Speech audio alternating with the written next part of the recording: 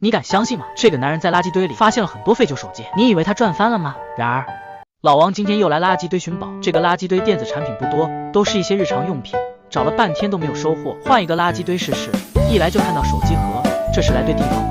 随便翻找一下，各种各样的垃圾都有，废弃的手机配件也不少，大多都没什么价值。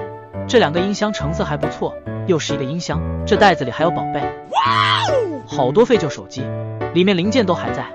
老王觉得今天发了，赶忙回家盘点，先维修这台价值高的苹果，内部很干净。老王内心很激动，2000米买来新屏幕，接上去试一下。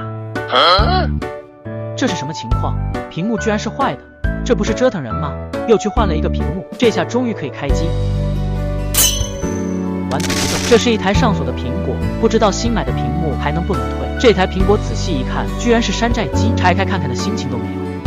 试试这台华为吧。老王干净利落，把零件都一一拆下来，清洗干净，零件的状态不错，这次应该没问题了。200米买来新屏幕和外壳，接上电视一下，不能开机，难道是电池问题？单独用设备给主板供电，依然没反应。今天怎么那么倒霉？响声都没听见，就倒踢了不少进去。最后再看下这台 OPPO， 内部零件看着有点脏，要是再不行，今晚就不是跪键盘，而是跪榴莲了。零件重新组装起来，开机试试。为什么高兴不起来呢？